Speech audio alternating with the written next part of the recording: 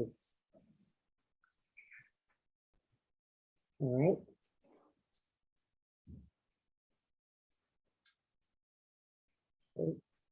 Oh, should get the notification. We're going live. Got it? Mm-hmm. We're redirecting. Are we live? Almost. YouTube is redirecting. It shows it's live here. But it says yeah, it shows here it's live also. Okay, let me see. Should be.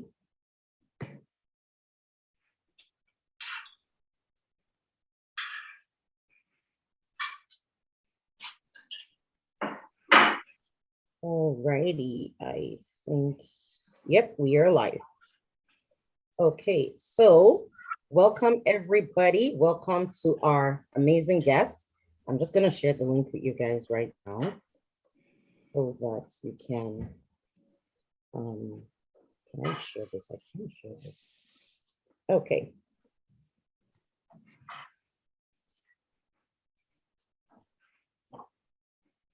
All right, so it is done and we are live. Okay, so welcome. Thank you, baby, for joining us. Thank you, Ife Jason, for joining us. So for those who don't know, Ife and I actually started LadiesArise. I will keep saying it until I will keep saying it. No, I feel like all I did was go ahead. Here's it until the light of that dawns on the inside of you. I will keep saying it. So thank you. I'm just going to give you guys a quick moment to just quickly introduce yourself. Tell us what you do. Tell us, just a quick summary about yourself. We're all businesses catching. Welcome. Thank you. And I will mute myself on that so that we're not listening to me talk twice. Okay. All right. So baby, I'll start with you. My name is Baby and I run a business. That's what I do. Okay. You need more details. Very detailed and very simple. No, I like that. It's good. Some of us are not very used to simple, but it's good. Ife, quick introduction. My name is Ife Jesu and I'm a registered nurse. Okay, awesome. Yeah. All these very humble introductions you guys are giving. It's good. It's good. All right. So I don't want to assume that everybody knows me as much as, yeah. Anyway, my name is Anita Adufie, and what am I? Where do you begin? Because it's a long list. I'm an author and I'm also a business person, and of course I also do regular 9 to 5 amongst other things. So yeah, so welcome everyone. Today we are talking about laying financial foundation for the girl child. For those who don't know, tomorrow is International Day of the Girl Child. And in LadiesArise, of course, we're ladies, so we recognize that the girls we're raising today are the ones that are going to become ladies, women tomorrow. And it's important that we talk about the things that lay a good foundation for them. You know, I feel like sometimes we have all these conversations around equality, gender gap, parity, pay parity and all that. And all the advocacy work is, I feel like it's because, on one hand, there are people who started a work that has helped us in this generation find our voice. And the conversation is not yet over. So we have a responsibility to continue the conversation until things become better for the girl child, where you don't lose out on an opportunity, not because you're not capable, but just because you're a woman. All right. And so there is, probably very good reason why financial empowerment is something we need to talk about. So I will kick off by asking us to just talk about, from our own perspectives, why we think that this topic about financial foundation and empowerment is important in conversations about the girl child. If you can start this time. Okay, thank you. Yeah. I feel like for a girl becoming a woman, financial empowerment is very important because that just gives you, I would say, a choice, and that's very important. Especially like when you talk about relationships, let's even start that in relationships, in marriages. When you're financially empowered, then you have a choice to actually make a decision or make whatever decision is actually best for your life. A lot of time in domestic abuse situations, the reasons why women can't leave sometimes have to do with like financial, like because of a financial reason. Maybe they don't have enough money, they can't sustain themselves. So basically just limits their choice.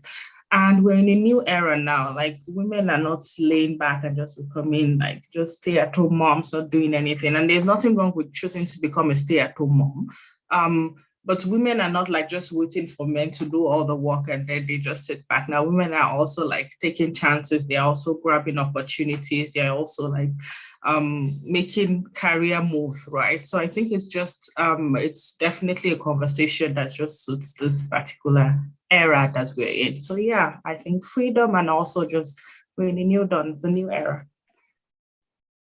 Awesome. I love that. I love the fact, especially that you talked about it gives them choices, because that is very, very, very, very important. All right. Oh, baby. I think it's a very important conversation to have because, like Ife mentioned, it's the power to choose, is that choice. If you look at women, especially as she said in terms of relationship, right? Most times, if you're from a foundation where you're not financially empowered, right? Then a relationship to you might be your outlet for that freedom, which means you're not making a choice based on other parameters. The only deciding factor is, does he have money? Can he take care of me, right? It's not his character, it's not his behavior, it's not does he fear God. It's not all of those things that are important to you. We can cast off all of our value system just for what? Just for that financial independence. So many people don't end up being with who they want to be or who they will choose to be. The only thing that determines that choice is money, right? Is that financial freedom. And that's a form of bondage. That's a form of slavery. That's, in this day and time. So that's not a good thing. So if women are empowered financially, I think it gives them back the opportunity to make a choice and choose to be with people they want to be with, and that relationship will not be determined by money. The other thing that comes to mind is when you're financially empowered is that you can fulfill purpose. Nobody comes to decide for you what to do with your life, right? If you sense that this is what God is calling you to do, you have the courage to get up and say, this is what God wants me to do, then I will pursue it, right? But the thing is that most times you can't make that choice if you're dependent on somebody else, because nobody is going to, fund your vision for you. You might have to succumb to do what they want you to do because they're the ones paying the bills. So I think it's very important, whether it's in our pursuit of purpose, in our work with God, and I think it's very important that we are financially empowered so that we're not derailed from who we're called to be and who God has designed us to be. Awesome. Thank you. I really like the tying into purpose as well. Many women have failed to, have been unable to fulfill, their God-given assignment because someone else bankrolls their lives, right? And, we've seen how, and I mean, for so many of us, we may have seen it in our mothers, our grandmothers, and then they'll talk about, you hear them reminisce about all the things that they could have done, they could have been, and I know for me, I think my case started from there, hearing all those, reminiscences about, oh, I used to be this, I could have been this, what if I continued on this path? I dropped out because, and for me, I just resolved every time I heard those things, I just kept saying, you know what, I will never let myself be put in that position. And I think without realizing those things birthed advocacy in me, that we're where we are today.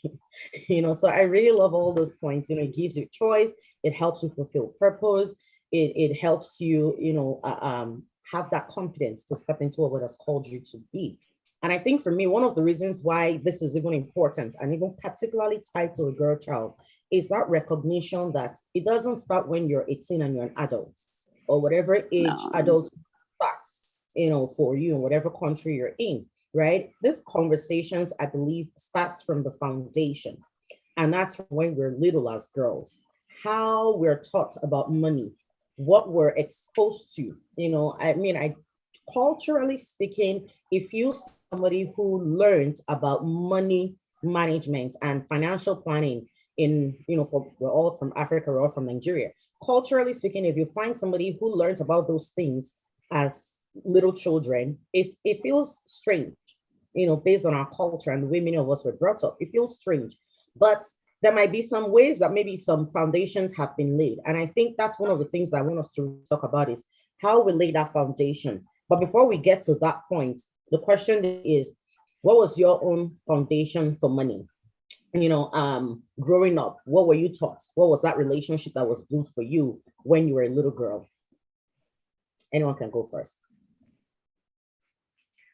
Well, I think my first memory of money, or even let's say making money, is just like whenever, Nigeria or Africa, I don't know, whenever visitors come and they kind of give you like some money, they put some money in your hand before they leave.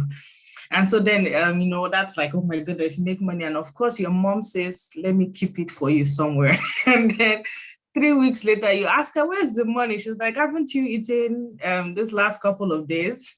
That slipper that I bought for you, where did you put it? So basically, I think that's my first memory of money, is just like getting gifts from people, and then of course handing it over to an adult who is more financially responsible, and they taking control of how that money is spent.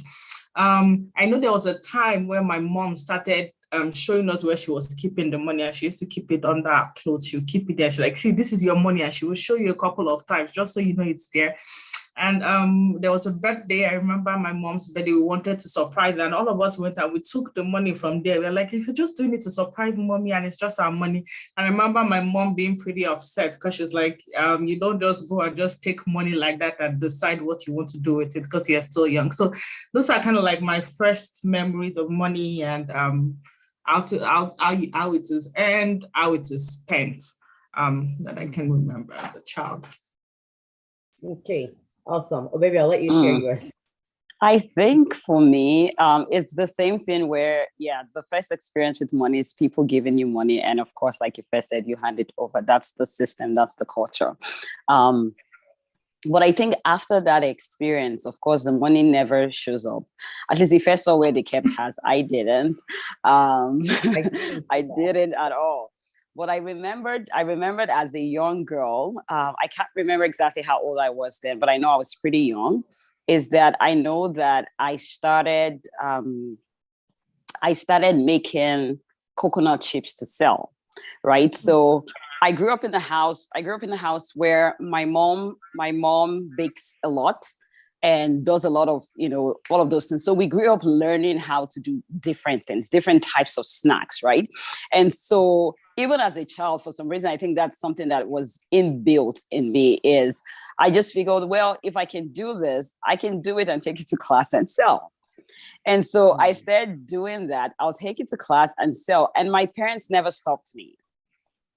And so when I sell it, I come home and then they made this big jar in their room where I just go put the money in, right? So I would do all this things and sell. It's just that I think going back now is that I don't know what happened to my money in the jar. But but I knew that at a very young age that I had realized that there was a skill there where you could do something and get money, and then you give the money to your parents to keep it for you. So I think that was my first experience. Those were my first experiences with money. Yeah. Well, out of curiosity, how old were you at this time? Do you remember? I think I was either 9 or 10. I was pretty young then. Mm-hmm. Okay. Yeah, it was either 9 or 10. It was very young. But looking back now, I always used to wonder, because my parents never, not one day did they stop me, right? They rather encouraged me, because I know I got to the point where my mom would say, okay, you can't just go outside and buy the coconuts from the woman outside. They had to start ordering it in bulk because I had a lot of demand, right? And I was making all these things, right? But then I was so small, and I was like, wow, they really let me do that, So I think for me, that was a very, very good foundation, that they didn't shut that down. Yeah. Mm-hmm. The making of it.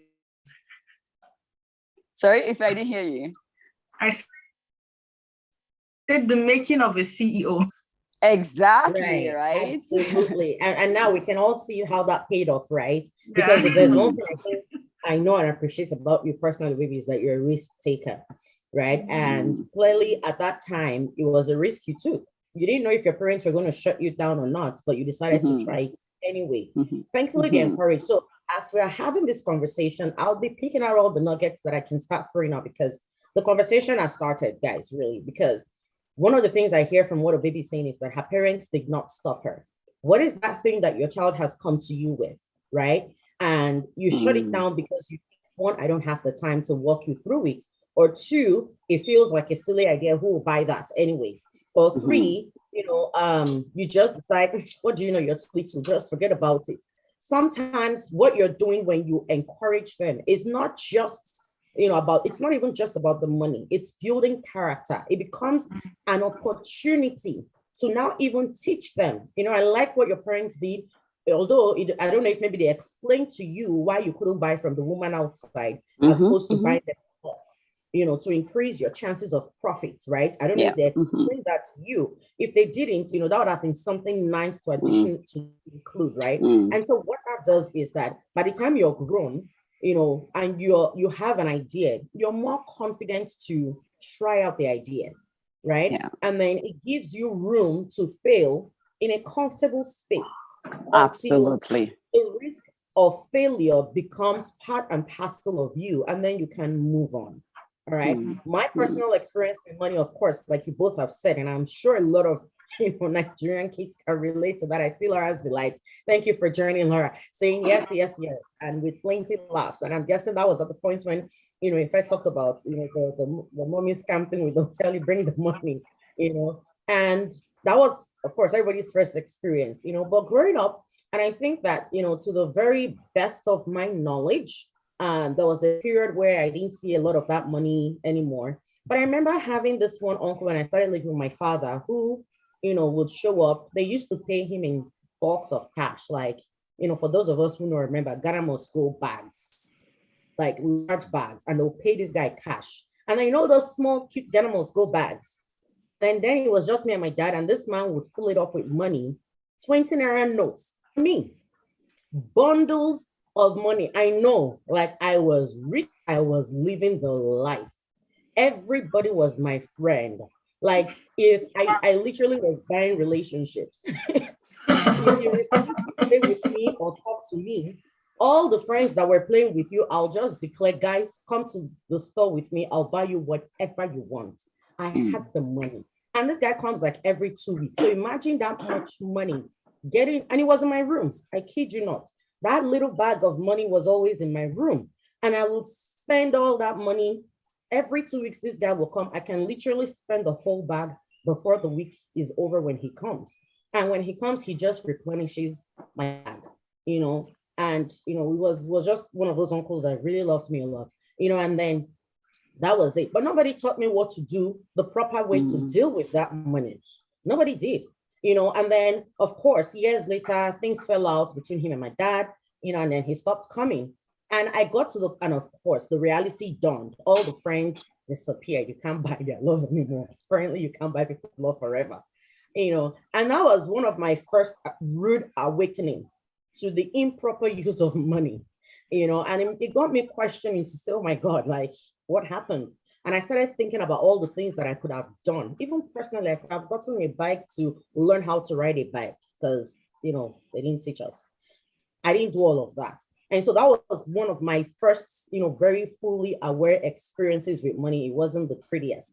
So, but, as we go, there'll be more unveiling. So I guess from all the questions then and all of that, from all of the foundation that we have, looking back, what is one thing that you would wish that, they had laid for you as a good foundation instead of, or in place of maybe some of all those things that we have all experienced, or if they had added that to what you knew about money?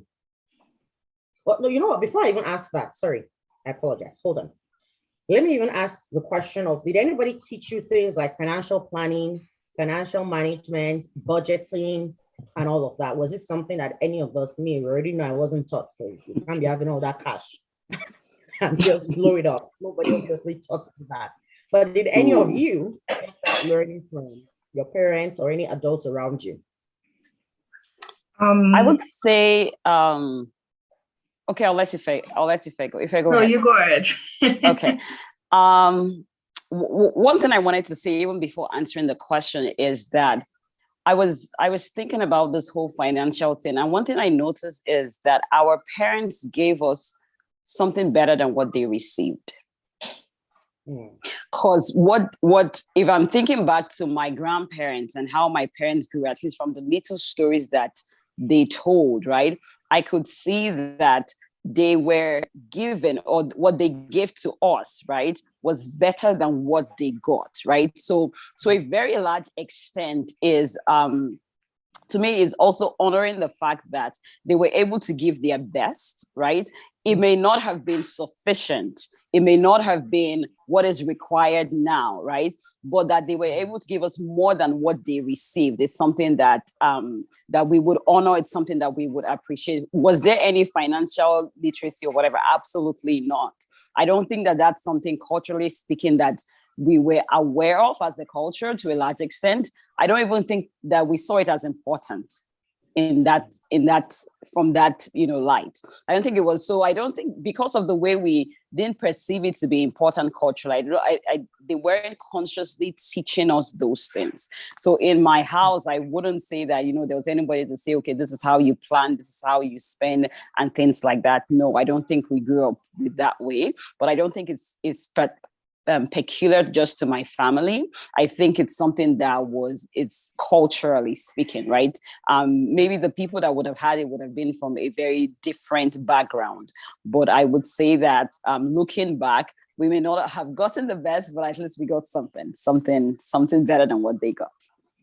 Yeah. No, and I love the fact that you premised it on, that, they gave us better than they had, and that's part of why we're having these conversations, right? Is that as we all look back on our lives, we see the things that, oh, I wish someone had taught me that.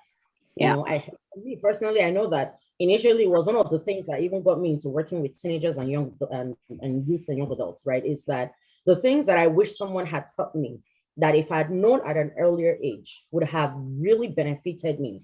How do I make sure that I don't let someone else tomorrow have the same concern about, I wish someone had told me this? So however exactly, right? And that's why we're having it, because the conversation all of us, including myself, because even for me, in the little that I think I try to do with my children, it made me, having this come up, it made me really sit down and reflect.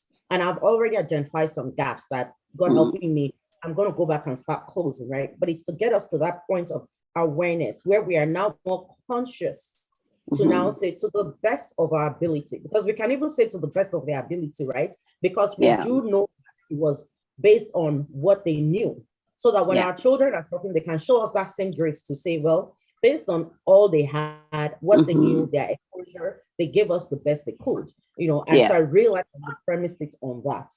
Yes. So Ife, did you have any teaching or learnings, or did you have a different experience around that? I think I had teaching on saving. So like I don't know, colo, I don't know what they call it in English. It's like a wooden box that has a slit on top of it where you kind of drop money, and then after a while you break the what did you call it? Piggy bank. Yeah. So yes, exactly, a little piggy bank. Yes. So I know that when I was probably around 10, 11, we got like a wooden piggy bank, and so it was like, if they give you any gift, you can easily drop it there. Any monetary gift, you drop it there, and then at the end of the year, you're looking forward to actually breaking that box and seeing how much you've actually been able to save throughout the year, right? So it was almost like an incentive to keep putting money there, because you're like, I want to actually have a lot when I get to actually break this bank. So I feel like that was what do you call it? That was one of my earliest memories of like teaching about saving. So just basically, you earn something, instead of actually spending it, you can actually keep it here, and then when you have enough, you can actually buy something. What do you call it? Something big. So yeah, I did get that. I think the other thing I want to add is that also, I think moving from Nigeria to Canada, the system, the financial system is very different from the financial system back here. When we talk about taxes, for instance, right? Like, I don't think there's any way my parents could have taught me about taxes, or like filing your taxes, or like the government would take this, right? Like exactly right. It was quite a shock for me when I got here. So I kind of understand how different cultures, different places, different policies, Yeah. depending on the country you come from, would also like affect what you learn or what you are taught here. Mm. And you touched on something very key, right? Which is it's not just even now teaching children about finances and all that, and financial empowerment and freedom and all that, but it's also even making sure that you're trying to do so through a global lens. The world Absolutely, yeah. smaller in the sense of globalism, right? And so when you think about it from that perspective, is that how do I prepare my children well enough that even if they decided to, we're all in Canada. I mean, for crying out loud, our children can decide that they want to move to New Zealand to go to school. And that if they move to New Zealand, how am I preparing them in such a way that they can take, even if it's not the exact same thing, they can take what I have taught them and use that as a very good foundation to launch themselves, in that new system and fully prepared for it. So that's a very good thing. So for me, and I think, Obebi, to something you mentioned earlier, a key word that I picked up from something you said earlier was that they didn't teach us consciously. Yeah. Because for many of us, when we really think back and we start reflecting, the teaching was there, but it wasn't like they were trying to set out to teach you. But you start to pick up on things, and then when I was, putting one of the ads for this program, I started sharing a story about one time when I was getting that whole, little cute bags of money, nobody taught me anything. However, I think there was a point when my father realized that I was being a very spoiled brat, and boy, oh boy, I was. Like I used to eat not catfish, Titus fish. I would call Titus fish poor people's fish. Okay. Like, I know, I am so sorry. Now I know better. But then I remember they had told me, my father had to pretend at some point that we didn't have any money, we were broke, just to try and give me a reset. And so I would, and so and then we're building, and that was where I think the concept of budgeting first came. Again, he wasn't trying to teach us about it. He just said, now we have only so much money we can spend on food, on clothes, on this, on that. And I was that child that would have Christmas clothes, Easter dress, Good Friday dress, birthday dress. My brother's birthday, I have to get a dress for my brother's birthday. I have to get a dress for my father's birthday. Everybody in the family, and we have a large family. And I have to. They will make cake for me and ship it down from Lagos to Warri. Like I was a mess. And this man just said, if we continue on this path, girl, anything happens to me, you will die. You won't be able to take it. And so we started doing a reset work. And so in his planning for the building we were having, I would listen to him sometimes talk about, so here's how much I have. How can you make that work? And so I started picking on some things. But by the time we moved into this new house, some of the trainings he was trying to correct had started showing, because one Christmas, my father was like, I don't know, we only have so much money. And I said, you know what, it's fine. How about we just put all the money we have to complete the building rather than buy Christmas clothes? And he looked at me, something had switched. For me to have said that, something had switched. Even I didn't recognize it. And so one of those days, the lesson started continuing in a very indirect way. Sent me to go buy something, got there, in my usual being the big girl, I left the change. I came back home, this man said, where's my change? And I said, I gave it as a tip. So when you start making money, you can tip however you want, I don't care. He said, as for my money, girl, go and bring my change. I had to walk back there and asked for how much was it? 10 naira. I was so disappointed in my father. I walked back there, asked for the 10 naira change. Of course, trust Nigerians. The girl at that place abused my entire lineage. And then I took the change back. And there was something he said. He said, look, tipping is not bad. But before you tip, the question is, why are you tipping? What is it about the service that person rendered to you that makes you think they are deserving of a tip?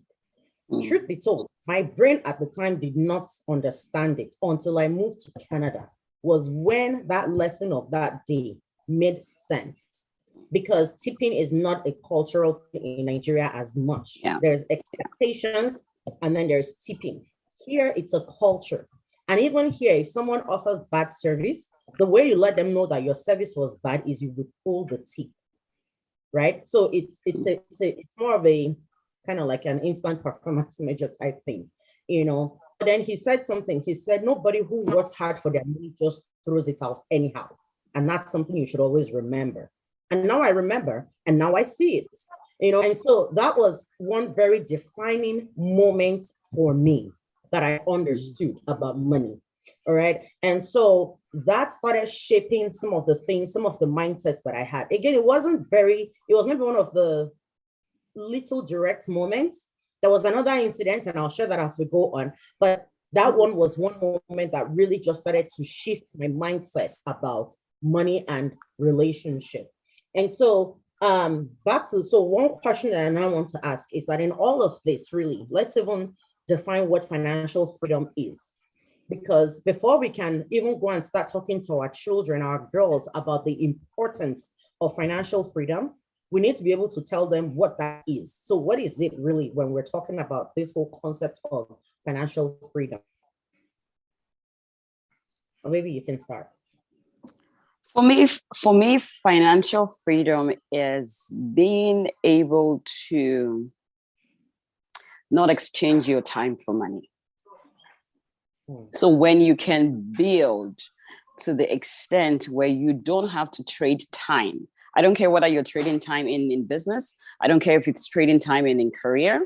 I don't care if it's trading time in managing your investments. But when I get to that point where I don't have to exchange time in exchange for money, that's financial freedom. So I can have a whole month to myself doing the things that I want to do and not having to worry about money, right? That is what freedom is. It could just mean that I saved for that whole month, right? And I'm well budgeted and I'm well planned, that I can take a month out of my schedule, out of working, out of doing anything and do other things, right? When I'm able to design my life to allow me do that, I think that that's what freedom is for me. Okay, awesome. Okay. Yes, actually, I think you said most of what I had in mind. I read this book, Psychology of Money by Morgan Housey, and one of the things he said is like the greatest incentive that money can give you is basically control over your time. So kind of like what Sister Baby said, just being able to kind of decide, okay, I want to go on a vacation and not worrying about, oh my goodness, like, would I be able to afford it? Do I need to pick up some extra shifts to make that money? Or even like, I want to take some time off maybe to go to school, right? Being able to do that without actually worrying about how your bills will get paid, or even something as much as okay, I want to change jobs, right?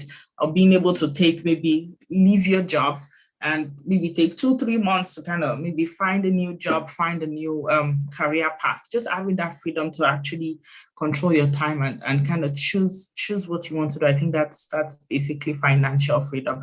And I think the definition also differs for everybody. Like everybody has a different meaning of what financial freedom would mean for them in person. Like it could mean maybe I can take 1 week off. I can take what do you call it? I can if my kid is sick, I can actually call in sick for work and not worry about how my bills will get paid. So I think it just differs from person to person. Awesome. Thank you. So from the definitions that you both have given, how then do we lay that foundation? What are some things that you think that is important to start having as conversations with little girls? And by little girls, okay, they'll probably be offended at this one. Okay, little girls, like, and I'm talking maybe like 3, 4, 5, 6, 7, 8, 9, 10, 11, 12 age. What would that conversation look like for girls in that age group, for teenagers, and for maybe like younger adults, right? Or teenage to about, say, the age of 18, because at 18, you're not adults, you know, you're supposed to be responsible for yourself. That's not the case, but, you know, but from that age group, for those age groups, what would you then say is important as tools that we should have to lay the foundation so that they can have this concept of financial freedom and work towards it? Because I've seen 18-year-olds, I've seen 18-year-olds that sometimes they're doing things that even you at 35, you haven't been able to bring yourself to do, right? And you're wondering, but then they'll tell you, oh, my parents did something, my parents did that, my parents did this. So what are some of the things that you think that is important to be there, to lay that foundation towards the mindset of financial freedom? I think that what comes to mind, the first thing that comes to my mind is that there are different principles that should be taught depending on the age where you are at, right? So for example, like if I was talking about, having that box and learning to save at a very small age. So maybe because there's a place where you learn to save, there's a place where you learn to budget, there's a place where you have to learn to create money, right? And then there's a phase where you have to learn how to get money to work for you. So in that whole journey of and there could be more in that phase, but at least this is what comes to mind. So I think that there has to be an understanding of when to introduce what to the child. So for example, when you're young and you're in the phase where you're pretty much receiving, right? I'm not going to talk to you about maybe budgeting and all, but I want to cultivate the habit of saving. But one thing I've come to learn is, especially for parents, is your children would subconsciously pick what you do. So even when you don't teach them to save, if you save and they see it, they would save. One of the reasons that I am, in terms of maybe when people say, oh, you can step out and you can take a risk and, you do business, and maybe generating that thing is, it's because if I look back today, my grandma did that. My mom did that. Nobody had to teach me to do that because I picked it up, right? Now, if they had done other things too, I could have picked up other things too. So I feel like for parents, it's also being conscious as to what are you doing that they see, because they will become you, right? They are going to pick up those things. But in terms of now teaching them, then it's paying attention to what phase they're in and what they should be learning at that phase. So there's a phase you start learning to save. As you start growing up and now you have your savings, right? We want to start now talking to you about budgeting, especially when they want to have toys, right? I want to get this. I want to get this toy. That's a good place to start. Well, the toy is $200. How much do you have, right? If you spend all your $200 to buy this toy, you won't be able to buy the ice cream you want to buy. What do you want for what, right? So there's that phase where you now start teaching them how to spend the money. Because one thing I've also come to learn is it's one thing to know how to save, it's another thing to know how to spend your money. You can save so well, and then at the end of the day, still spend that money on something that is very frivolous. And then it cancels out all the efforts of savings, right? So there's a saving part, there is the budgeting part, and there's the investment part of it, learning to spend properly, learning to make money work for you, but then being able to understand what phase that should come in. So I think that would be a good place to start. Awesome. Thank you so much. Yeah, I really like the different phase piece, because truly, and even in that, there are so many different things to understand. And the other thing too is, honing in on that idea that if you can finish saving, but then if you don't know how to spend money properly, right? I mean, my cute bags is a very good example. The money was there. The money was not a problem, right? Technically, it was even saved already for me. But what I do with it, So yeah, Ife. I think that was actually a very good point. Just like understanding that at different phases of a person's life, there are different things that they have to learn. I think the only thing I will add is just also understanding, like teaching your kids the values that may not necessarily be financial, like saving, budgeting, but will actually help their finances, right? So things like maybe as a teenager, you're talking about peer pressure, not allowing, oh, my friend is getting a Gucci bag, or my friend is wearing like this, what do you call it, special kind of watch. That's the kind I want to buy, right? Just teaching your kids about actually also prioritizing, right? What is a priority for me right now? Contentment, giving also, it's another thing, right? And like Auntie your baby said, what you do, your kid actually subconsciously also takes that habit. So like all those different values that also help your financial life. Also just remembering to actually teach kids that. Okay, the other thing I was awesome. going to say, Anita, is even in answering this question of what we should do, looking back, one of the things I know that has been occurring to me, and the Holy Spirit helping me, is understanding what shaped my money mindset. Because if I don't adjust how I relate to money internally, I will pass that on to my children. Absolutely. Right? Exactly. So, for example, we grew up in a culture where, we know there's corruption in Nigeria, right? But there was also this thing, is that if you're rich, you stole the money. You know, so if you're rich and you stole the money, well, I don't want to have too much before people will think I'm a thief. So beginning to look back to say, what's my money mindset? What's my relationship with money? How do I think about, the people that, if somebody is driving, for example, or maybe somebody has a private jet, and the first thing that comes to my mind is either they stole the money or they're doing something fraudulent, I'm not going to get there, because you wouldn't get what you condemn. Do you get your body, your mindset, everything would reject that, because you judge that as bad, right? So I think one of the things that I'm learning to do, even as an adult, is understand my thought patterns when it comes to money, understand my relationships, and then begin to change that so that I can pass on the right belief system to my children. Because if they believe right, to a large extent, these principles will have a good foundation on which they would work. Well, that's actually very, very good. Also, I just want to add what you just said, even the concept of some people, like the Bible says the love of money, but people say things like money is the root of evil. When people start saying Jesus Christ wore sandals, right? Why do you need to wear? So yeah, that mindset is very important. And also, I will also add to you, like the mindset thing coming from Nigeria, where also like you don't have as much, like the government can just wake up one morning, or bank can just wake up one morning and say, you know what, we have like we are going bankrupt, right? And then all your money is gone, right?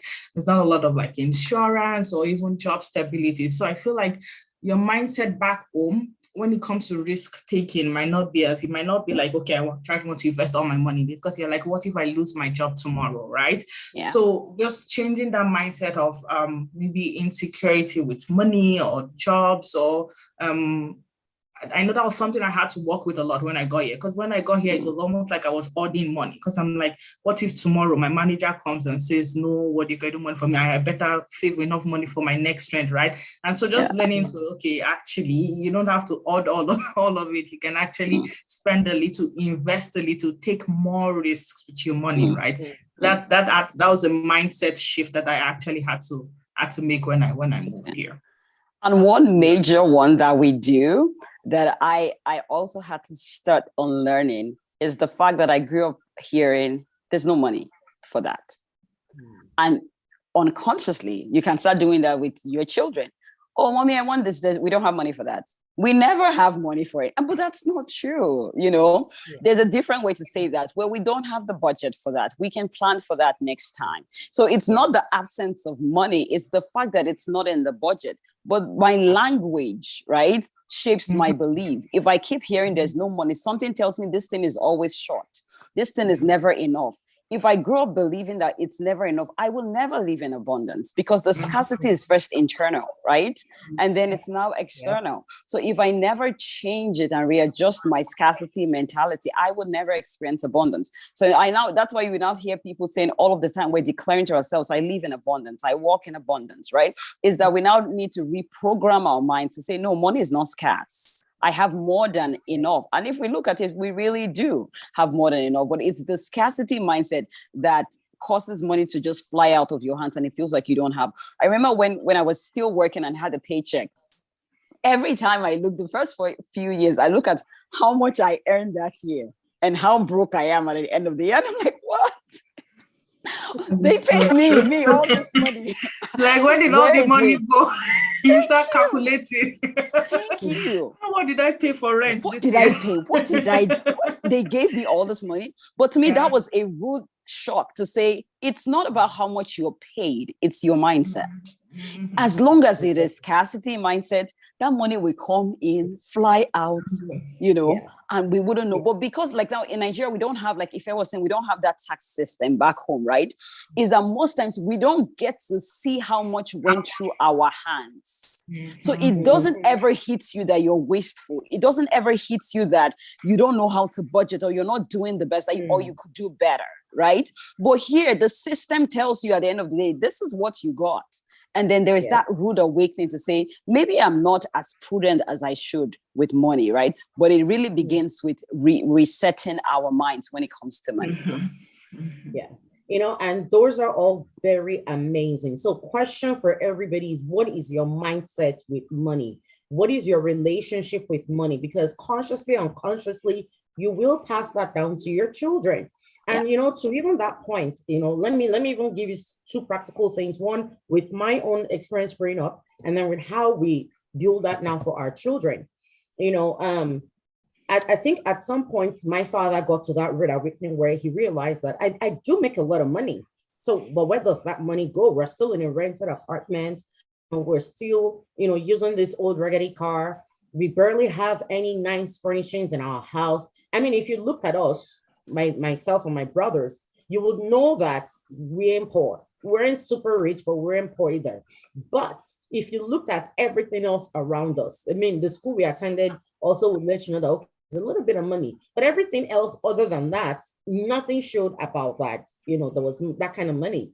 And when he got to that rude awakening, one of the things that I observed he started doing was he would account for his money to the T, which was why he needed me to go back and get that 10 naira change. Because he had this little notebook every single day.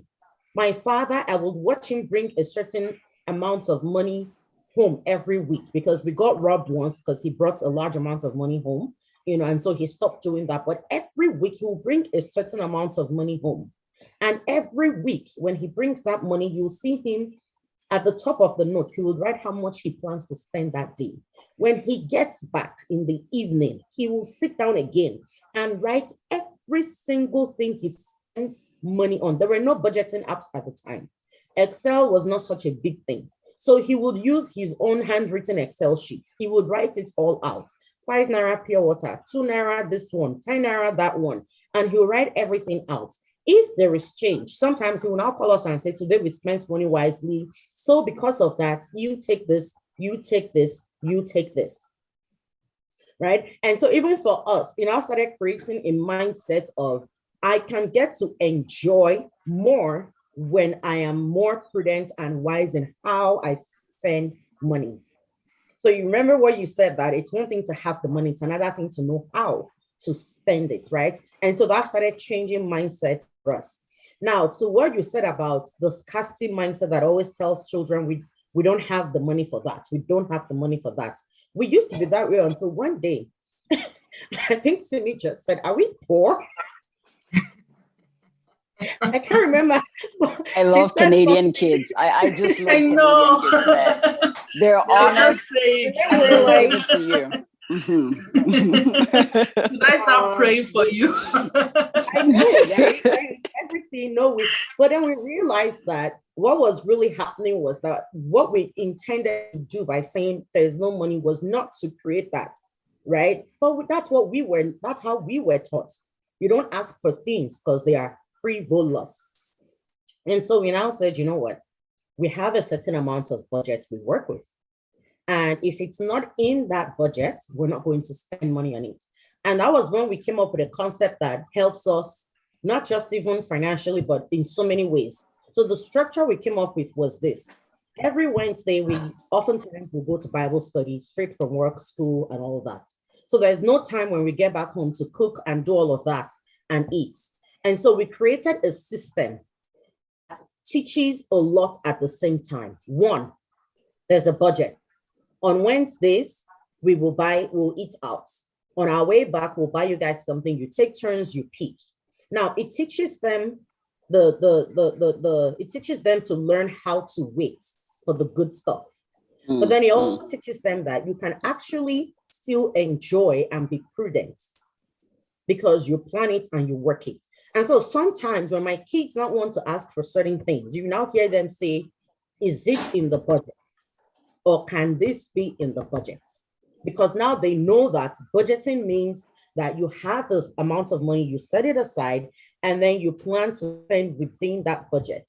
You don't go out unless there's, and we tell them sometimes there can be emergencies, right? And then unless there's an emergency that requires, you don't do that. And we also let them know the reason we do that is so that we can save some of our money, invest some of it, right? And even things like, what we do, like we have a rental property, we carry them along, right? And if I remember one time, and there's a question here, so maybe I'll even use it to answer that question. So what are the ways we can introduce money to our kids? Example, do you pay them allowance monthly or reward them monetary gifts? I personally, I am of the school of thought that I will not pay you money to do your chores. That's my personal, it's the truth. You don't Not pay a typical Nigerian mom. But here's why. Because the next point there says so that we don't make them kids believe you have to do things for money. Because also remember the mindset of baby talked about, right? There's also that mindset of there's only one way to make money, which is, do things, which I mean, you still have to put in work, no doubt, right? But it's also helping them understand the different ways that money can come, And so, for instance, I remember sometimes we have to sometimes go and clean off our rental properties ourselves, depending on the level of, dirt and all that. And we take them along and we tell them, look, we can give this money to someone else, or we can all do it together and we'll give you something. Now, for something like that, I'm happy to give them a little bit of money. Because then it creates the mindset of, baby, Simi has been to your store before, right? Yeah. And then you have her do some stuff and you give her, it's not even a lot of money, $2, $1 and all that. Although I keep telling her, charge more. Well, you see, that's a good thing, because being able to get her to the place where she knows that I have this skill, right, that can be exchanged, right? So Simi can come to my store and tell me, Auntie Baby, I can sweep for you, right? And that's it. But there are other things that she'll do and she wants, okay, would you pay me for that? And that's okay, because she knows that, of course, there's a place where I can help Auntie Baby clean, but there's also a place where I can sell what I know to get her to give me something. And that's a good balance. Yeah. Absolutely. The thin line between I was thinking about paying kids for chores. You have to also teach them that there are some things they're actually responsible for, right? Like when you grow up, no one is going to pay you to clean your house. You actually have to do it, right? So it's just a thin line between trying to teach them that, okay, with the skill you can actually earn money, and also these are responsibilities as a member of the family. These are things that you actually have to do, and you shouldn't expect to earn money off it.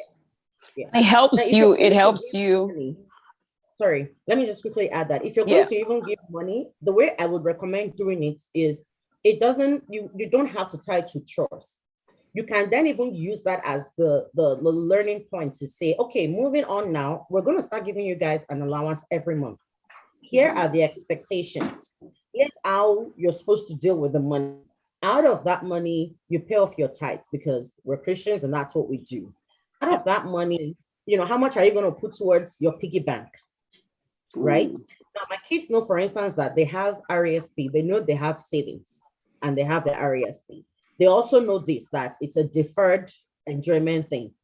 When you grow up, RESP is for your education. And I start telling them from now, if you refuse to go to school, I will take the money, give government their 50%, and I'll use the rest to go and have fun with my husband, period. And you're on your own.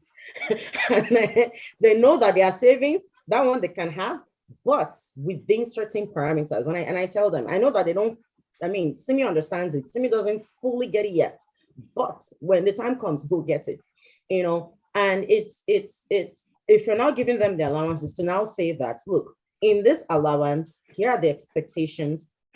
How much do you want to put towards your piggy bank? How much do you want to put towards, you have to remove your tithe? How much do you now then want to keep?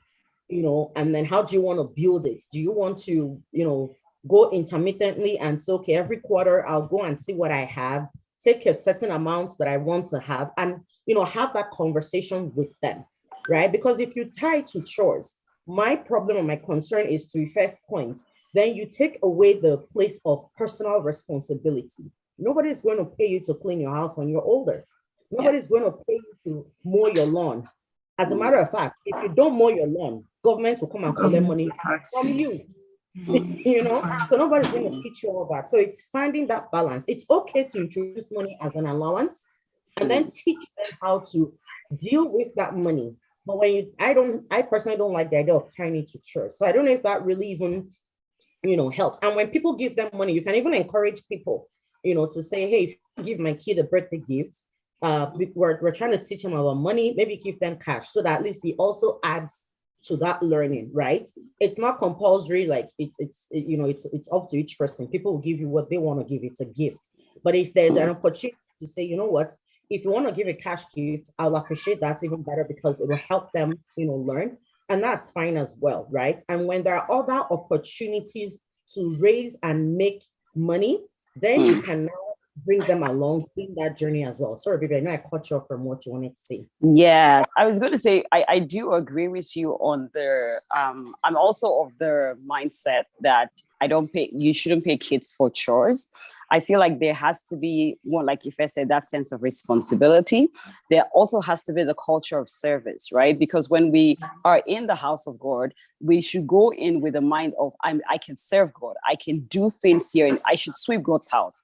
I should clean his house, not for money, right? But to serve the way I would serve my earthly parents too, right? So there should be that thing. But the other part I wanted to say is creativity. The fact that I could do my chores at home and I'm not being paid made me think of a way to make money. Yeah. So my chores were out of the question. My friends are never like, don't even, if you dream about it, wake up. It's not a possibility. It wasn't going to happen. So that it would make you think, if I wanted extra, what do I do, right?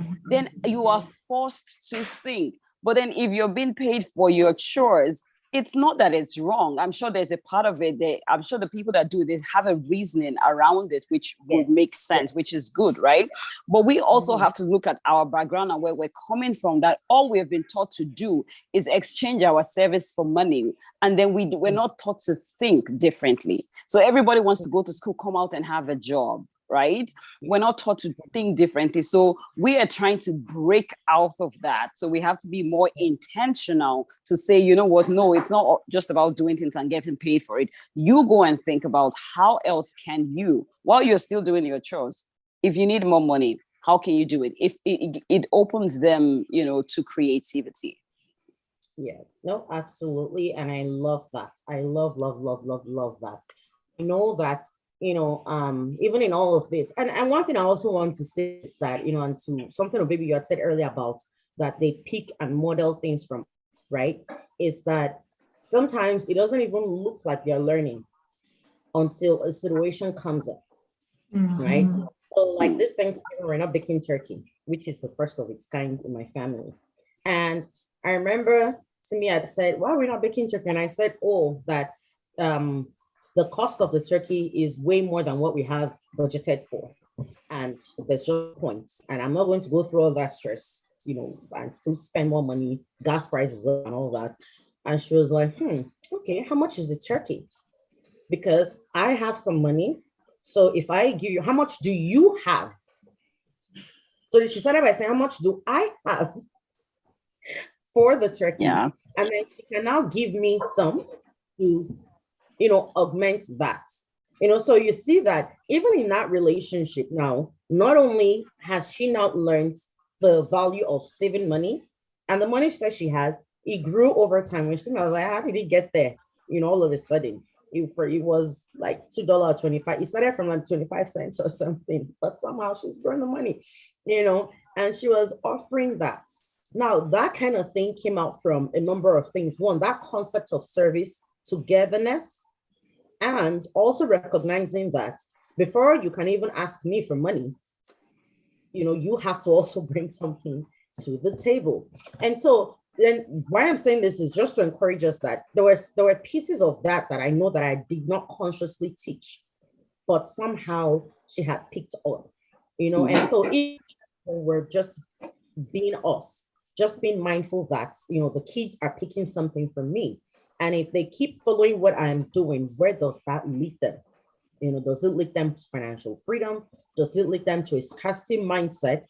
Does it lead them to a prosperity mindset? Does it encourage savings and investments in them?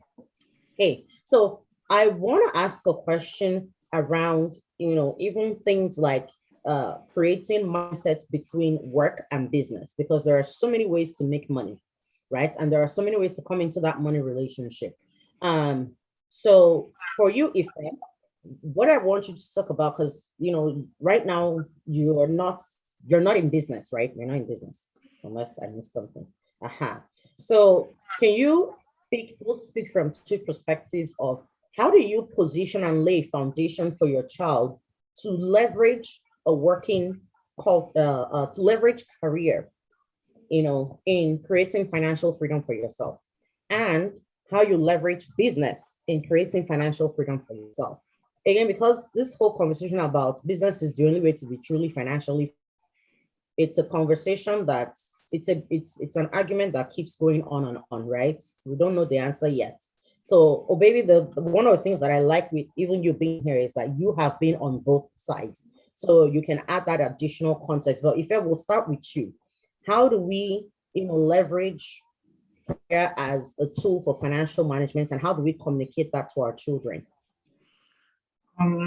So with career, like you said, I feel like there are many schools of thought. There are some people that are like, what, you actually have to have a business to be financially free. And there are people that I feel like there are other ways to earn extra income that doesn't necessarily have to be a business, right? Like you talked about real estate, right? You talked about investing. So investing in stocks, mutual funds, anything that will actually bring extra income. With career, leveraging it to financial freedom, I feel like the benefit of having a stable 9 to 5, whatever shift you work job is just the advantage of just a steady income, right? You kind of know every 2 weeks or every month, however often they pay you, this is how much I'm actually going to make. And with that, you can actually kind of make your budget. You can actually make a plan about how this is where the money will go. This is how I'm going to save. This is how much I'm going to invest, and kind of come up with, what do you call it? And you have a better idea, I think, of how much you make and how you're going to spend that money. Right. So with leveraging that, you can, with that idea that you have, you can actually make a better plan of, okay, savings, right? Okay, if you want to travel, this is how much I need to save. If you want to invest, this is how much I need to invest, right? This is, if you're trying to make a big purchase, this is how many percent of my money that I actually have to save or actually have to invest to actually take this trip. So I feel like with having a career, your options are basically the advantage of the pros are you have a better idea of how much you're actually going to earn, and then you can make a better financial plan. Leveraging it basically is just how do you actually go up your career ladder, right? Like, do you need to maybe go to school? Do you need to learn something more? Do you need to maybe go to your boss and negotiate your salary? Do you have something else to offer that you can bring to the table, tell your boss about, and then they can actually you can use that as the piece for negotiation. So leveraging your career would just be looking at ways that you can actually increase your income in that line of work you're doing, right? Like going to school, like furthering your education, renegotiating, looking at what other value you can actually add to yourself that will actually cause an increase in income. But then saying that also, I just want to add, it's important to also look for other sources of income it doesn't necessarily have to be a business, but just like investing, I think, is really important. Real estate, just another way to actually earn some little money, right? So that's the whole idea of having multiple sources of income. So if you say I'm not a business person, you don't have to be a business person to have multiple sources of income. You can have a house that you're renting out. That's not necessarily business. All you have to do is just probably get someone to rent and just pay attention to it. If you have stocks that are making extra money, they are earning extra money, that's another source of income, right?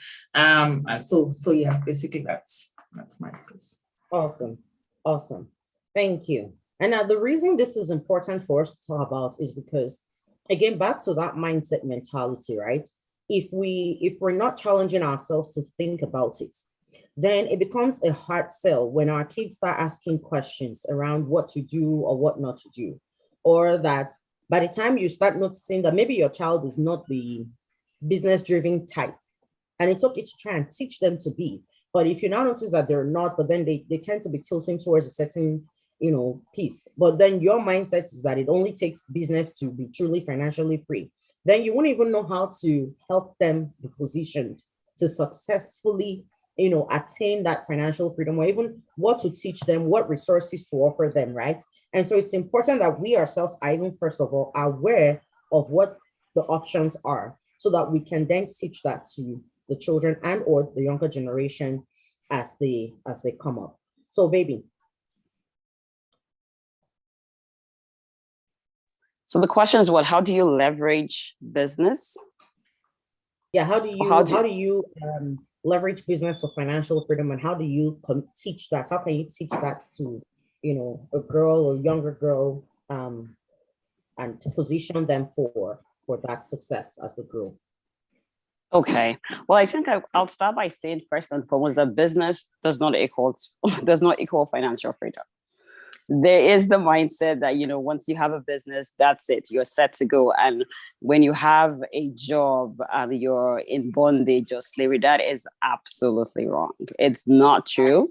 And I've been on both sides of it. So I've been in career, I've been in business, and it's not true. When I'm in business, and especially when I was starting out, I missed my salary. And I was very grateful for my employers, because when you start a business, then you understand that it's not as easy as people say it is.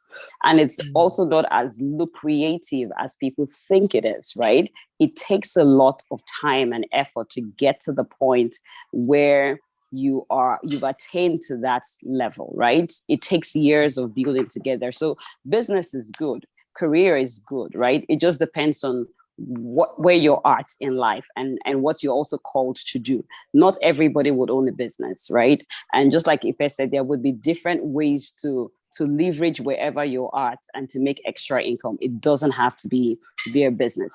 I think that for parents, it's important to pay attention to your children as they grow up, to see what their interest is, right?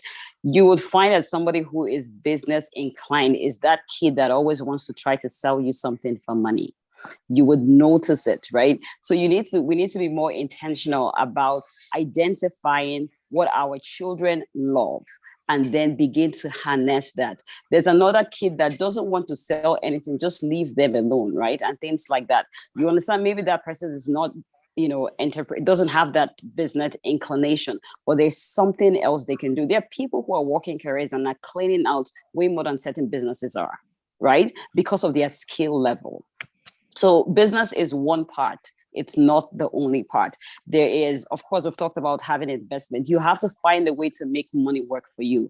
Even in business, the goal is to grow the business until the money is working for you and you're not having to be there, right? So, but there are other ways to do it. But for children, I would say pay attention to when they are little and give them the opportunity to do it at that young age. There is just something about starting early that gives you that advantage. I'm so glad that my parents did not stop me, right, from doing. That's why I can be where I am today. So it's that thing to say, allow them, and then allow them to fail.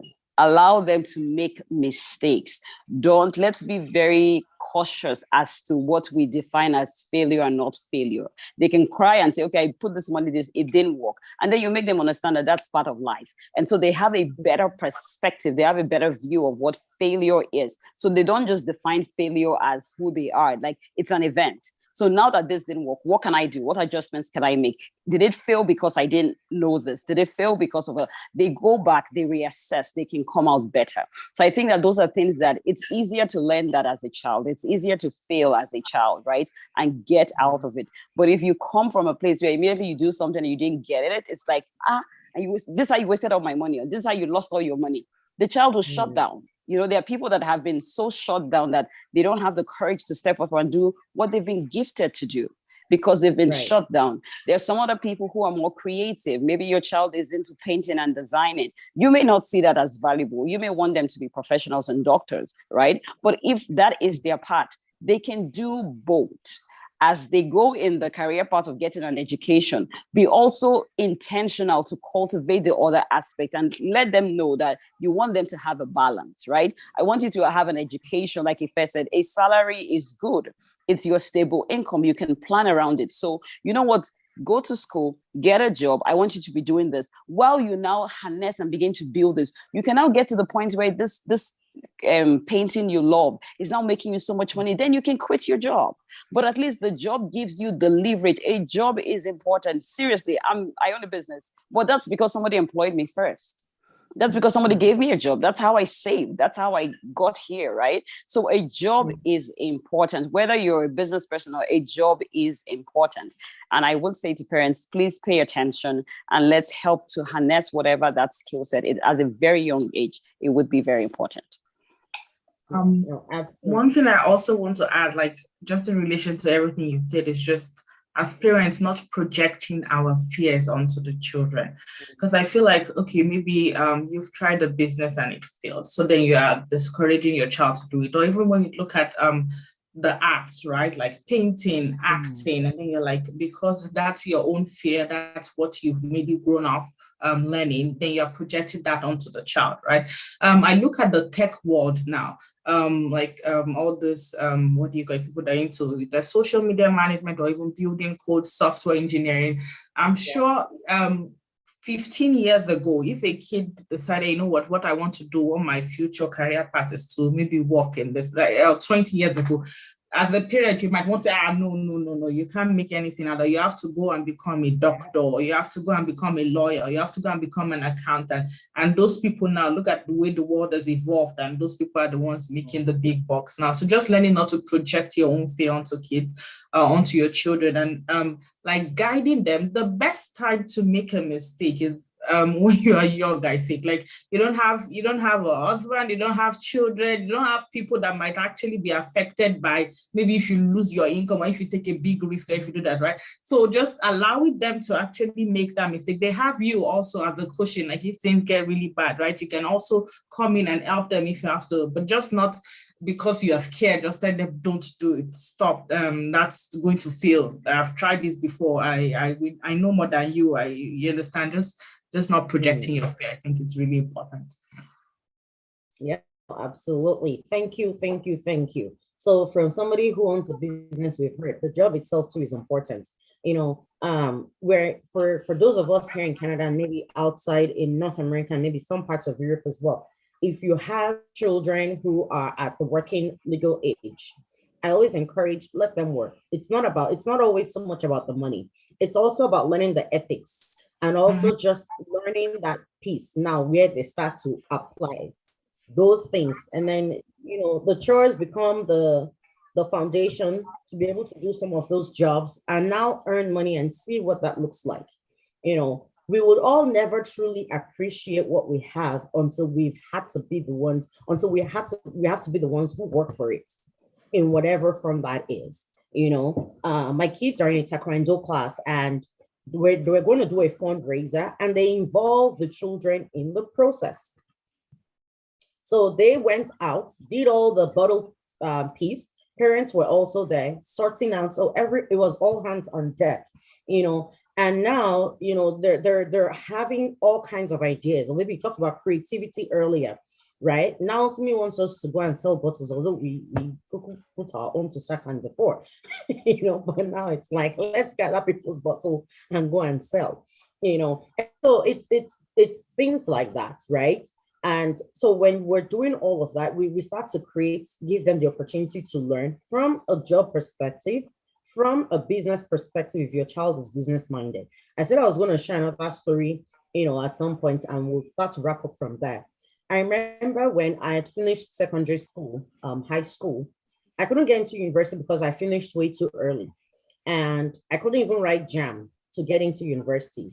I finished at 15 and you had to be 16 to write JAM. So I had a whole year that I just started doing nothing. And if you have met me, doing nothing is not in my DNA, So I told my father I wanted to go and work, which in Nigeria is very weird and odd. It's hard to find. And he looked at the situation and he said, what kind of job can you possibly get? Sales girl or whatever, and then only God knows what can happen.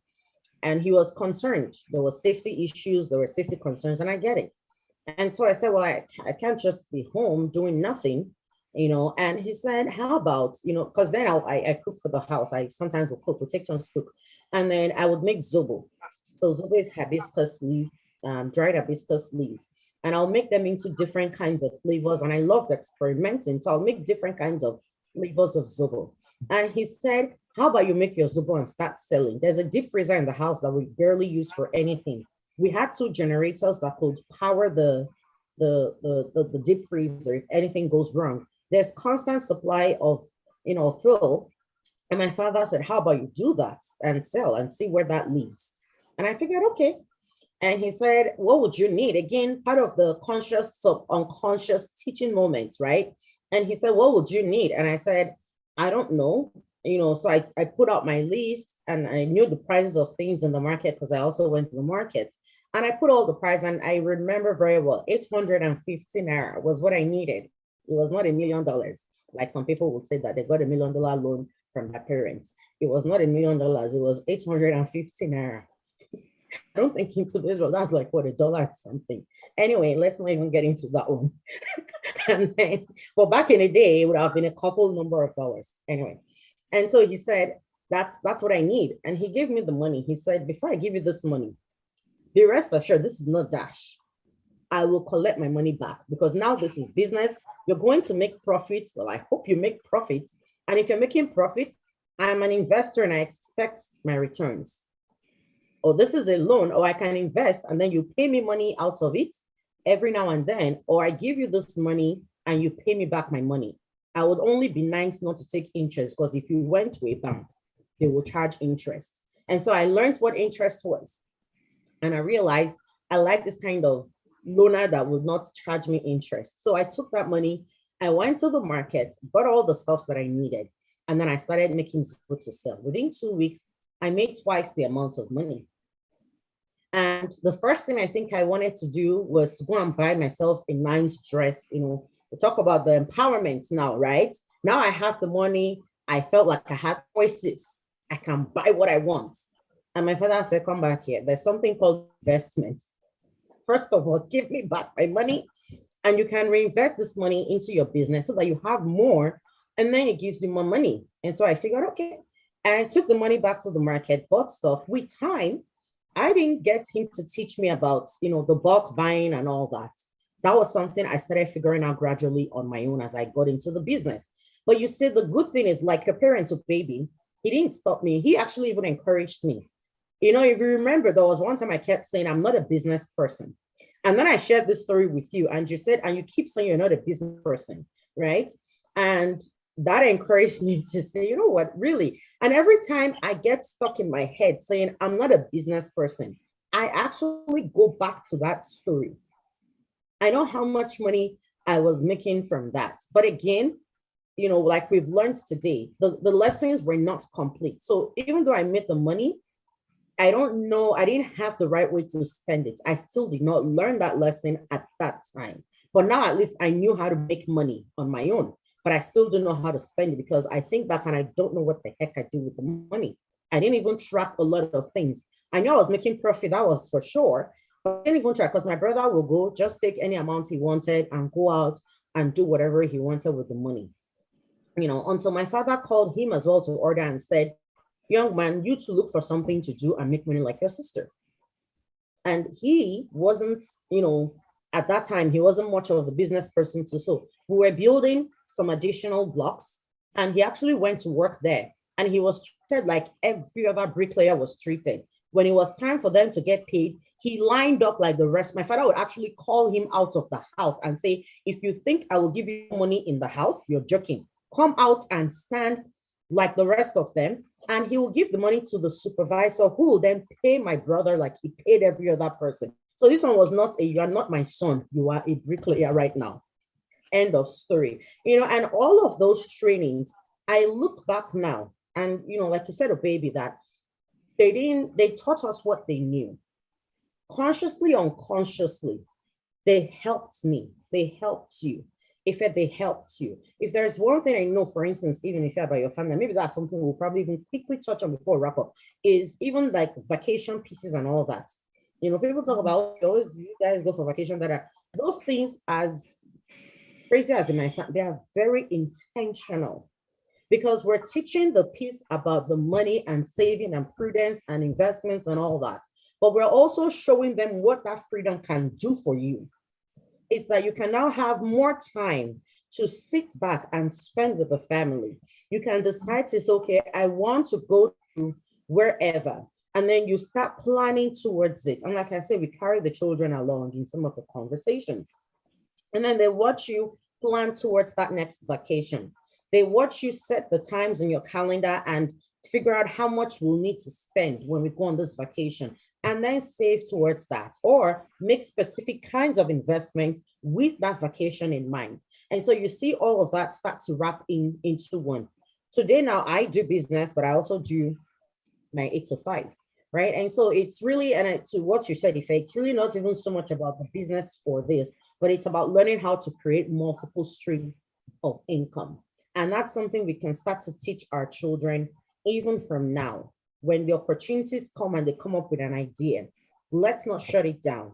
But ask to say, how can I help this child leverage this? And so what are some of the fun pieces about money? What are some of the fun things that we can show our children? I've talked about education. What are some of the fun things that we can show our children with what money can do for us? Well, I know that growing up, that's saving money in that piggy bank, and then Christmas time or at the end of the year, breaking it and choosing what to buy with it was actually really fun. I remember there was a time I was able to buy a bicycle with it, and that was just, oh my goodness, I could actually buy a bicycle with my money, right? So I think just teaching children that if you save, you can actually get what you really want. Just like you can save enough money, and then you can actually buy, if there's something you're really looking forward to buying, you can actually contribute and buy it. And I know that when I got that bicycle, I don't think I had enough money saved in my colo for the bicycle, my piggy bank for the bicycle. But then my parents were like, okay, you've actually saved 80% or however percent, we will actually give you an extra, what do you call it? We'll add up to it and then help you to get the bicycle. So that was actually nice. So I think that was one fun memory I had. Money growing up, just being able to buy things that you actually like, that you want, right? Just that piece. It's nice. Awesome. Oh, baby.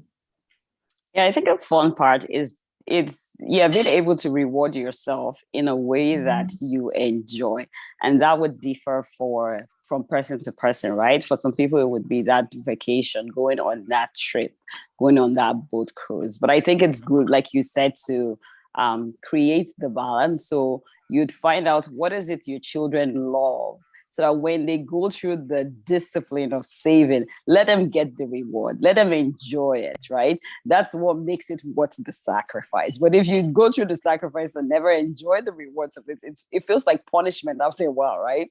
So there has to be that intentional balance to say, okay, we did this, okay, what's the reward, what should we do, and enjoy the moment. That's what lives with them longer, right, than all of that. So yeah, it's good to find what rewards you and do it. Awesome. So thank you so much. Thank you so much. There's a lot that has been said. If I want to do a quick recap, with, and in no particular order, but we've talked about even just challenging ourselves to go back to our own childhood and say, what was my childhood relationship with money and learning, and learning about these different things. And if there is something that you felt was missing, it's not making sure to say, how do I close that gap for my children, especially as women, quite frankly, we've talked about the importance of this conversation, one of them being the power of choice that we give to the women. Before we went live, we had prayed together over the program. And one of the things that, came to mind was learning how to challenge the status quo, and I never know how to pronounce their last name right, but the daughters of Zelophehad, something like that, they were able to challenge that status quo, right? And when Moses went to God on their behalf to say, hey, these girls are saying they deserve their father's inheritance, it's not our culture, right? And God said what? He said, they are right. Meaning that the way I designed it, nobody was supposed to be left out, right? But when we're doing all of these things, even when it comes to the conversations around things like gender pay, gap in differences in gender wages, between men and women, and how women tend to get paid lower. When we build the right foundation for our girls, it helps them and empowers them to question the status quo. And that's a very key thing, is that they can go and say, you know what, I have the confidence that I need to go and say, why is this way? And I demand a change. When we've taught them, the different things about identifying skills that they have, that they can exchange for value, and we've taught them that, then they can say, these are the value that I bring to this table, and I'm making my demand based on these. If it's business they go into, they're not going into the business and pricing themselves low and out of markets because they lack the confidence that they need to set their pricing right, and whatever it is that they do, and also just showing them what it can look like. But the greatest thing is the way we model it for them, the way we model it for them. So there are so many things, quite frankly, we've talked about. The mindset, you don't want to create a scarcity mindset for your children. Different phases on when to introduce topics like saving, investment, budgeting, financial planning, things like that, knowing when to bring in those different conversations. It's very important. I have seen 18-year-olds, that by the time they're adults, and I'm going to quickly touch about this, that there's a place of teaching the child, but there's also the place of you leaving something. The Bible says a good man leaves inheritance for his children's children. So it's even generational, multi-generational, right? You leave that inheritance for them. It's not just life insurance. Life insurance is that you are dead and gone. But that even while you're alive, you can start to apportion wealth to your children and their children while you're alive, which means that by God's grace, as it just is, you're alive to see your grandchildren at the very minimum, and you're able to do that. It's building the mind helps you, that models that for them, but also leave that legacy behind. And so as we wrap up, I just want to ask you guys, to say, what are some things that, from everything we've talked about, and we talked about that we're trying to create that awareness for us as well, to know how we're raising the next generation. So what are some of the things that you would say that, we can put as corrective measures to ensure that we lay that solid foundation for girls that are coming up? And it can even just be a quick summary of what we've talked about before, but just as a wrap up. So when we were talking, another thing that just came to my mind was also challenging the mindset of when you see a woman at the top, when you see a woman that is making money, what's the first thing that comes to your mind? Do you think, oh, maybe she slept her way through to the top, right? So that mindset of women and money also, that's another thing that we actually need to actually challenge, right? Or even if you see a woman that is really confident, right? Oh, she's ambitious. Or see a woman that is making her career a priority. Oh, she's neglecting her family. So just being intentional about challenging all this mindset about women, money, career, business, right? Because whether you like it or not, consciously or unconsciously, you actually start to actually project all of this into your kids, right? It could be from the conversations, it could be from maybe your reaction, it could be from even making statements like, there's nothing I hate to hear as much as, you're a woman, you can't do this. You're a girl now. No, you understand? Just even if it means just rewarding the way you say things, I think that's just very important. Another thing I wanted to add is even if you have limited knowledge on finances, like we're talking about how some of the things we didn't learn when we were growing up, how we didn't learn some things when we were growing up. I feel you can always learn, right? Like learning is a lifelong process. You can read. There's the internet now. If you don't like reading, there's YouTube where you can actually get lots of financial advice on budgeting. So and you don't just limit yourself by I'm not really a savings kind of person. And another thing I know personally, I'm also trying to overcome is this: I'm not a business person. Because then it's like, who is a business person? Like, what personality is a business person? Is it that you are just not willing to actually learn what it takes to actually run a successful business? So there's always room to learn. There are books, there are YouTube videos, there are people you can talk to and ask. There's seminars like this that you can actually join to actually increase your knowledge about finances. So don't just be like, I don't know it, right? Just be intentional about learning. So yeah. Awesome. For me, I think what comes to mind is, do you want to be financially free? You have to answer the question. Do you want it? Do you want it? Because depending on the circle you grew up in, also there could be, like, I love the fact if had identified those mindsets, right? She slept her way to the top. She has neglected her family. That's why she's doing well. There's also the assumption that women who are financially free are arrogant. They're not humble. They can't follow instructions.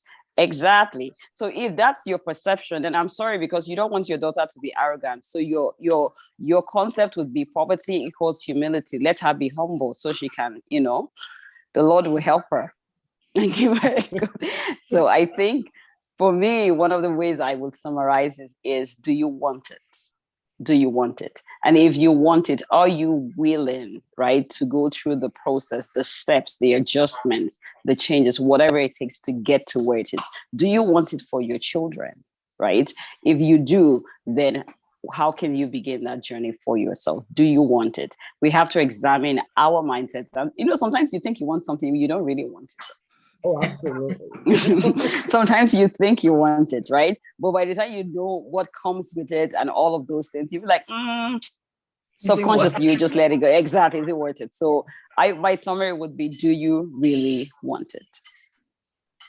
Awesome. That's because when you want it and you leave it and you pay the price, like we talked about, the children will pick it up from you as well, because you're modeling it for them and they watch you do it, right? And so, yeah. So for me, I would say that also just check your circle, right? Your circle of people. It matters. The kinds of people you're exposing your children to.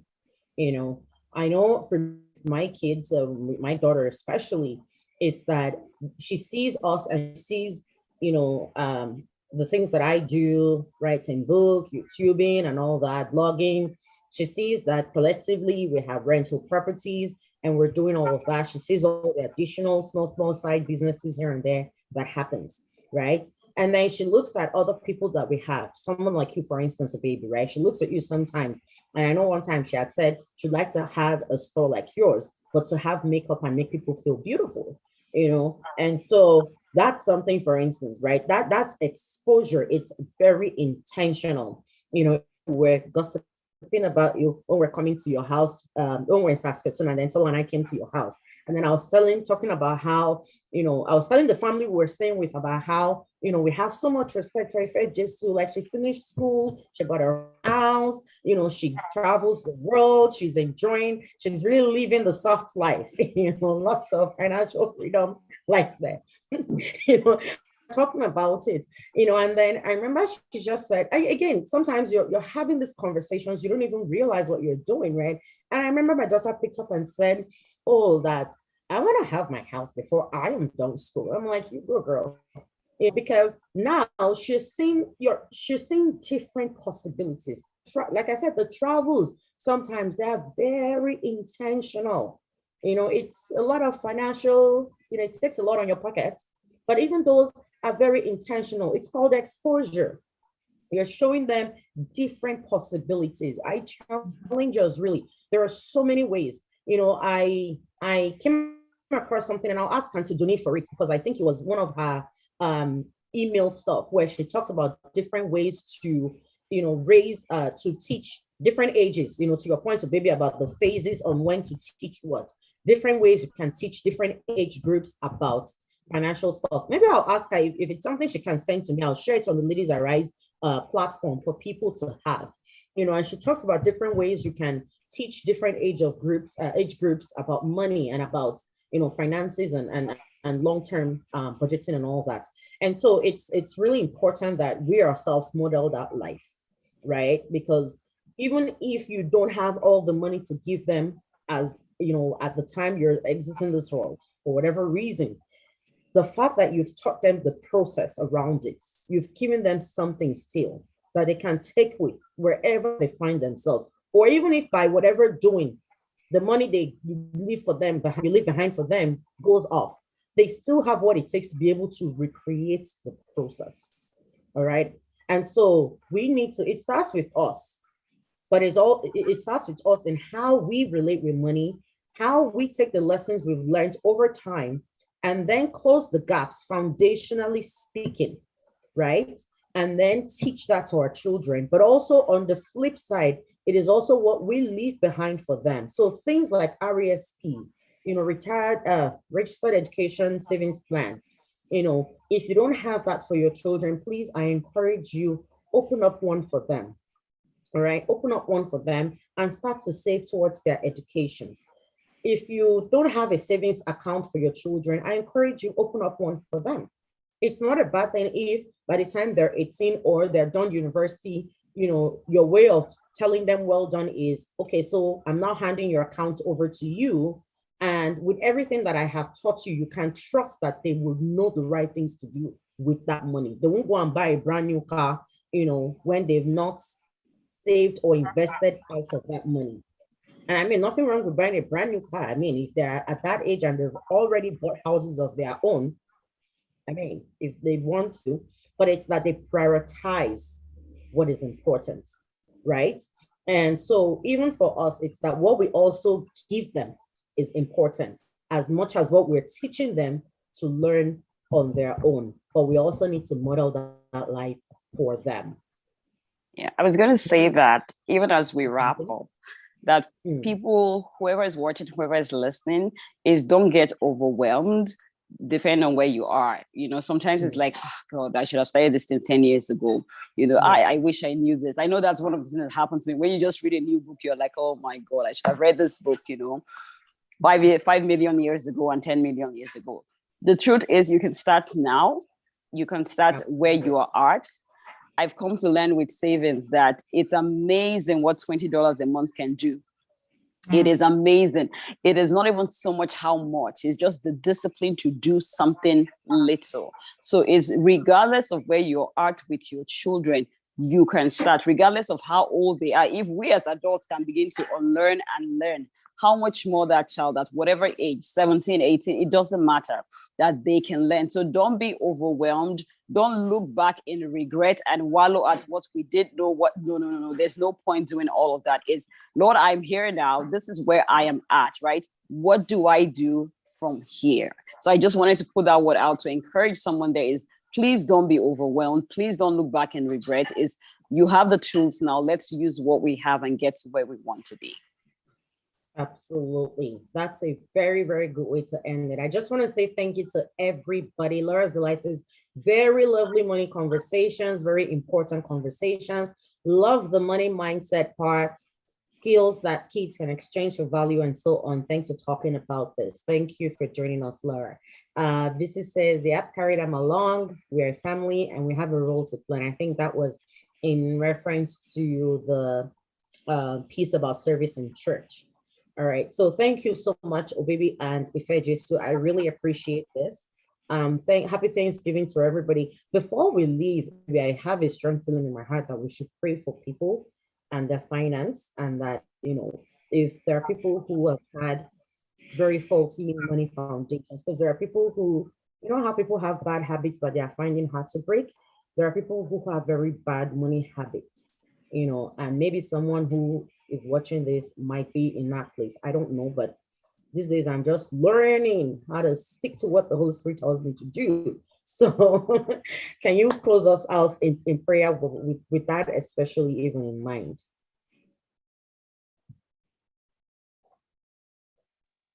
Is that me? Yes. Or is that? Yes. Oh, And the bishop. okay, let us pray. Father, we thank you. Thank you for this session. Thank you so much for all that we have talked about. Thank you for all that we have learned. And thank you for everyone that has joined in. Lord, we want to pray for everyone that has joined us today, especially for those that are struggling in one area or the other in their finances. We pray, Father, that whatever it is they need to break out of it, that you'll make available to them in the name of Jesus. Lord, the empowerment to overcome, the empowerment to rise above whatever the addictions, whatever the mindset that have held us bound financially. We pray, Lord, that you would release that power into our lives and help us to break free in the name of Jesus. Lord, today we pray for the right resources, just as you have done through this conversation. We're praying that going for the right books that we need, the right resources that we need, that you begin to bring into our lives in the name of Jesus. Holy Spirit, we thank you. We pray, visit everyone listening in, visit everyone struggling, Lord, and help us in the places of our weakness. Let your mercy prevail and let your strength be made perfect. In the mighty name of Jesus, we pray. Amen. Amen. Thank you so much. Thank you so much. I really appreciate you. And thank you for having us. Thank you. Always remember that changing the narrative starts with you. So yeah, enjoy your Thanksgiving. I will Happy Thanksgiving. Happy Thanksgiving. Thank you. Bye. Bye.